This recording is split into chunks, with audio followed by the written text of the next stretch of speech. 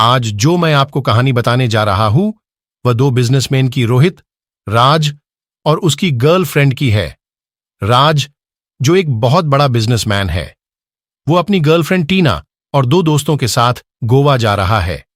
गोवा में राज का दोस्त रोहित रहता है, जो कुछ महीनों पहले ही गोवा में आया है। रोहित भी एक बिजनेसमैन है। रोहित के कहने पर राज गोवा आया।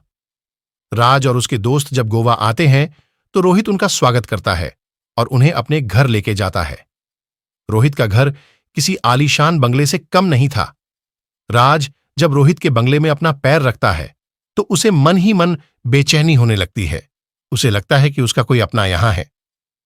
बाद में रोहित अपने घर के सभी नौकर से उनका परिचय करवाता है। रोहित सभी नौकर को अपने परिवार का सदस्य मानता है। रोहित के मम्मी पापा की मौत तब हो गई थी जब रोहित 12वीं कक्षा में था। रोहित की पढ़ाई विदेश में हुई थी और उसकी देखभाल रामू काका ने की थी। वहीं रोहित की दोस्ती राज से पेरिस में हुई थी, जब राज और रोहित एक ही कॉलेज में पढ़ते थे। राज और रोहित पक्के दोस्त बन गए थे और रोहित और राज गोवा में मिलकर एक कंपनी खोलना चाहते थे, इसलिए राज गोवा आया था। राज और रोहित अपनी पुरानी बातें याद कर रहे थे कि तभी रामू काका कहते हैं सबसे, आप लोग पहले खाना खा लें, बाद में बात कर लेना डी। इतना सुनकर रोहित राज और उसके दोस्तों से कहता है, चलिए सब खाना खा लेते हैं, आप सभी भूखे होंगे। राज रोहित से कहता है, तुमने सही कहा, बहुत भूख लगी है। इतना कहकर सब लोग खाना खाने के लिए डाइनिंग टेबल पर आते हैं। जब राज पुलाव का पहला निवाला लेता है तो उसे किसी की याद आने लगती है।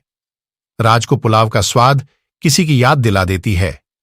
राज पूछना चाहता था कि यह पुलाव किसने बनाया है, लेकिन वे रुक जाता है और कहता है मेरा हो गया, और वहां से चला जाता है। लेकिन आधी रात को उसने अजीब सी आवाज सुनी। राज नीचे आया तो देखा एक लड़की जो नशे में है। राज उसकी तरफ आने वाला ही होता है कि अचानक टीना उसके पास आ जाती है और कहती है, तुम इतनी रात को यहां क्या कर रहे हो? राज कहता है, अरे वो लड़की। टीना कहती है, कौन सी लड़की? यहां कोई लड़की नहीं है। टीना कहती है, राज, मुझे लगता है तुम थके हुए हो, तुम जाकर सो जाओ।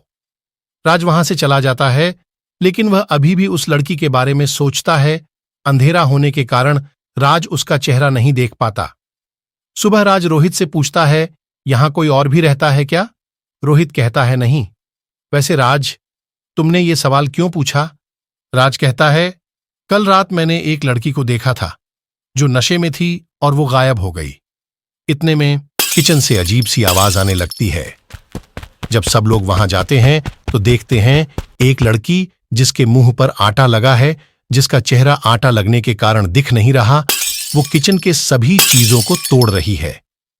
जितने में रोहित उस लड़की के पास आता है और बोलता है, निशा, बंद करो अपना ड्रामा और किचन का सभी सामान अपनी जगह रखो। तब निशा कहती है, ना ये नौकर किसके लिए है? और अगर आप सोच रहे हैं कि कल की तरह आज भी मुझसे खाना बनाएंगे, सजा के तौर पर तो सोचना भी मत। मैं अपनी सजा पूरी कर चुकी हूं और मेरे सामने से हट जाए, मुझे बाहर जाना है। रोहित कहता है, कम से कम अपने चेहरा से आटा तो हटा लो। इतना कहकर रामू काका पानी निशा के मुंह पर डालते हैं। जैसे ही निशा के चेहरे से आटा साफ होता है, वैसे ही राज और उसकी दोस्त निशा का चेहरा देखकर दंग रह जाते हैं। उनके पैरों तले जमीन खिसक जाती है।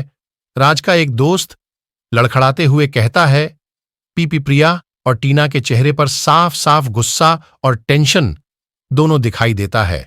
वहीं राज की मानो दुनिया ही पलट गई हो। जितने में रोहित निशा के साथ आता है और कहता है, यह मेरी बहन निशा है। लेकिन निशा बीच में रोहित की बात काटते हुए कहती है, मुझे कोई शौक नहीं है आपके जोकर दोस्तों से मिलने का, और वहां से चली जाती है। रोहित भी उनसे माफी मांगता है और निशा के पीछे चली जाता है। राज का चेहरा मुरझा रखा था। टीना राज से कुछ कहने वाली होती है कि राज कहता है, कुछ पल में अकेला रहना चाहता हूं, और वहां से चला जाता है। राज अपने कमरे में जाता है और कहता है, यह कैसे हो सकता है? एक ही चेहरे के दो इंसान बिल्कुल मेरी प्रिया जैसे दिखती है। कहीं मेरी प्रिया तो नहीं? एक पल खुश होता है लेकिन दूसरे पल ही गुस्सा हो जाता है। राज अपने बीते पलों में चला जाता है। जब वो पहली बार प्रिया से मिला था, उसे याद है वो अपनी बिजनेस के लिए दिल्ली गया था। राज अपने कमरे में जाता है और कहता है, यह कैसे हो सकता है? एक ही चेहरे के दो इंसान, बिल्कुल मेरी प्रिया जैसे दिखती है। कहीं मेरी प्रिया तो नहीं? एक पल खुश होता है, लेकिन दूसरे पल ही गुस्सा हो जाता है। राज अपने बीते पलों में चला जाता है। जब वो पहली बार प्रिया से मिला था, उसे याद है वो अपनी बिजनेस के लिए दिल्ली गया था।